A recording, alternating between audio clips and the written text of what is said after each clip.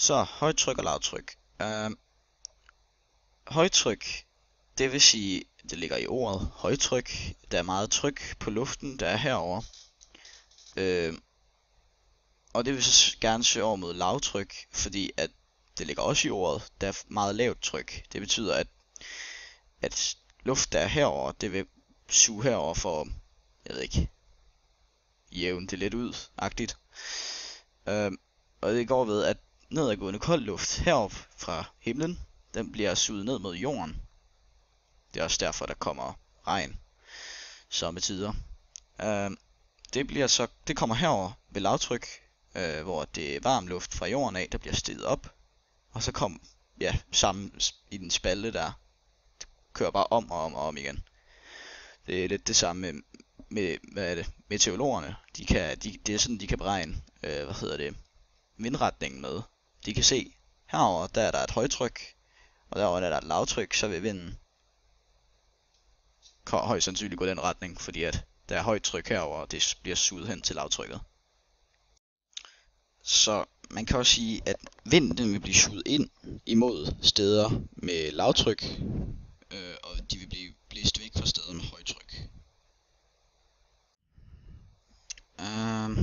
Næste spørgsmål.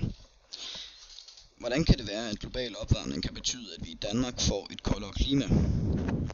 Så har jeg lige et billede op her, hvor at man kan se, den lyse, det er den varme havstrøm, og den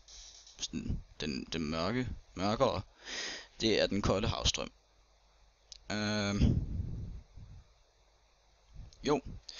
Global opvarmning, det får herop, der er en masse is, og det smelter så, på grund af den globale opvarmning.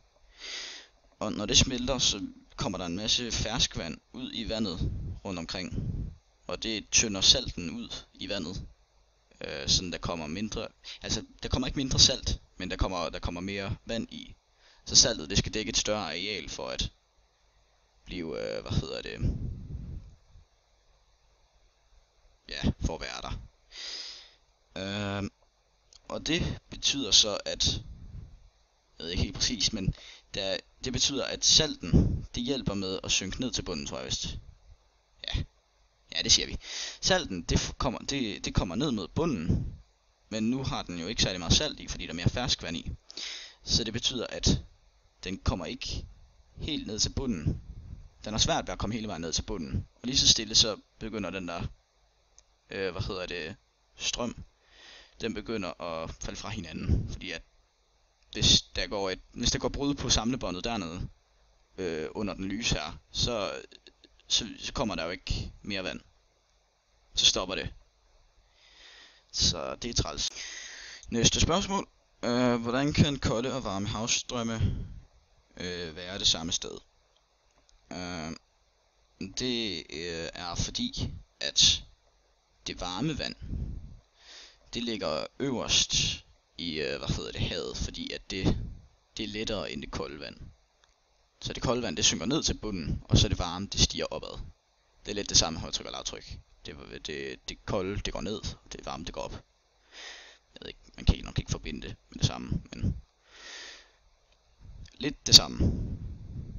Fordi det varme, det ligger øverst, og så det kolde, det stiger nederst.